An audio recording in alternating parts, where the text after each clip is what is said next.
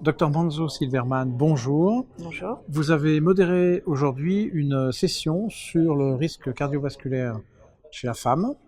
Session très intéressante parce que le sujet finalement revient régulièrement, peut-être encore plus, vous allez nous le dire, et on se demande si c'est pas le signe quand même d'une certaine inefficacité des docteurs à tous les niveaux. Alors, au lieu d'une inefficacité, je dirais plutôt d'une augmentation, d'une amélioration de la prise de conscience.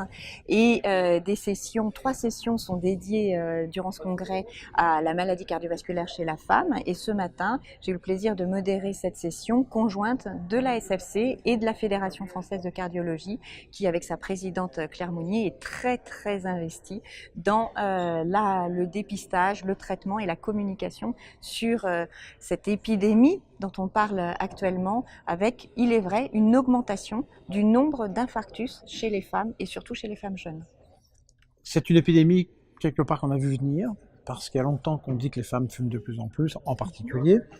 Et j'ai quand même l'impression que Claire Mounier-Venier a apporté une contribution importante, mais que même déjà avant, la fédération avait quand même sorti des recommandations, des préconisations pour aller dans le sens. Tout à fait, et même les recommandations européennes en 2012 statuaient clairement qu'il fallait traiter les hommes comme les femmes. Donc ça signe une prise de conscience sur l'intérêt que doit avoir la communauté médicale sur ce risque cardiovasculaire, sur ce risque d'infarctus chez les femmes, avec une augmentation des facteurs de risque. Et là, les études FAST-MI de Nicolas Danchin, d'Étienne Pumira ont nettement montré une augmentation très importante de ces facteurs de risque depuis 20 ans, avec beaucoup plus de tabagisme qui touche les femmes les plus jeunes, également plus de diabète et d'obésité. Et on observe maintenant les conséquences en termes d'incidence d'infarctus. Si je vous demande à brûle pour point quelques chiffres chocs qui seraient susceptibles de réveiller les consciences. Alors, les chiffres chocs, depuis 10 ans, presque 20% d'hospitalisation pour infarctus en plus chez les femmes de moins de 60 ans. Ça, c'est les données du BHE qui ont été publiées en 2016. 3 fois plus d'infarctus avec ce décalage du segment ST chez les femmes de moins de 60 ans en 20 ans, des données de FAST, et une mortalité qui est encore multipliée par presque 2, mortalité hospitalière après un infarctus avec ce décalage chez les femmes par rapport aux hommes. Pour en finir avec l'infarctus phase aiguë, est-ce que la vieille idée selon laquelle les symptômes de la femme sont souvent différents et plus pauvres que ceux de l'homme est une idée fausse ou une idée vraie? L'un et l'autre, c'est une réponse de Normand. L'un et l'autre dans la mesure où il y a la douleur thoracique dans près de 2 tiers des cas, comme chez les hommes. La différence chez les femmes, c'est qu'il y aura beaucoup plus de signes associés. Donc il faut se focaliser sur le symptôme principal et ne pas laisser errer le diagnostic avec ces symptômes associés qui sont beaucoup plus fréquents chez les femmes. Est-ce qu'ils sont plus ressentis ou plus rapportés? Pour l'instant, on n'a pas de données pour pouvoir faire la part des choses. En termes de pronostic et de modalités thérapeutiques vis-à-vis des facteurs de risque, de facteurs de la prévention des risques, qu'est-ce qu'on pourrait dire pour les femmes en particulier? Qu'elles bénéficient tout autant des démarches de diagnostic, de dépistage des facteurs de risque. Elles vont bénéficier tout autant d'un traitement agressif de ces facteurs de risque avec un contrôle efficace de la pression artérielle, de la glycémie, surtout du sevrage tabagique, et que les modalités médicamenteuses sont aussi efficaces chez les hommes que chez les femmes.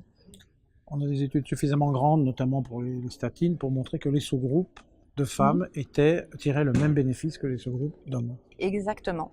Les statines sont aussi efficaces chez les femmes et apportent le même bénéfice en termes de réduction d'événements. Il y a d'autres facteurs, on a parlé de l'obésité et du diabète qui est souvent associé.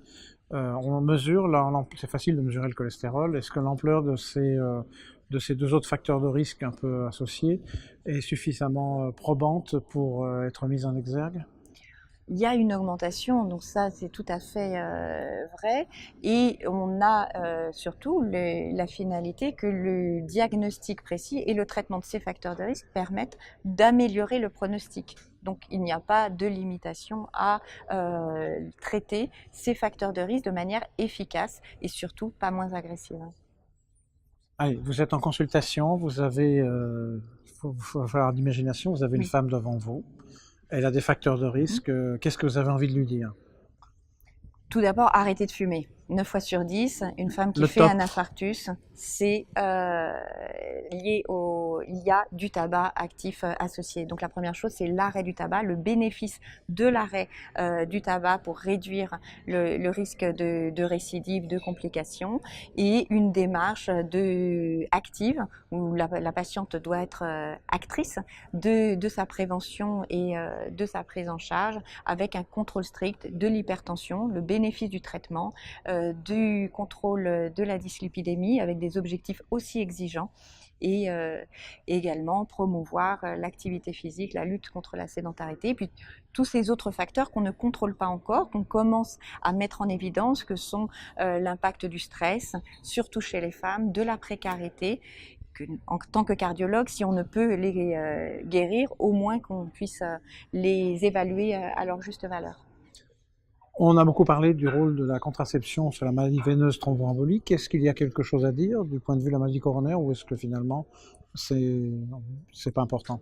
Alors, il y a une augmentation du risque de survenue d'infarctus et d'AVC, mais surtout avec les contraceptions orales avec des doses importantes d'œstrogène.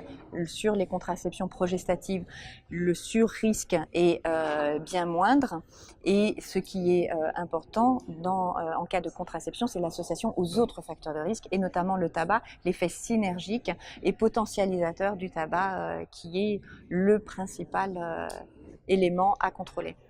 La pratique veut peut-être parfois qu'on arrive à soigner un facteur de risque à la fois, mais vous êtes en train de dire que quand même si on arrive à convaincre les gens de lutter contre tous leurs facteurs de risque, c'est nettement mieux. C'est là qu'on obtient les bénéfices les plus importants et on peut les traiter un à la fois, l'objectif étant de les traiter tous. Merci beaucoup. Peut-être un mot à rajouter, un message d'espoir quand même, parce que là on est très pessimiste.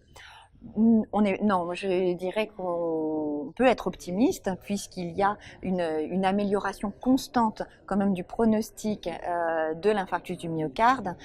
Face l'a montré, on est à une mortalité à 30 jours qui est descendue en dessous de 5%.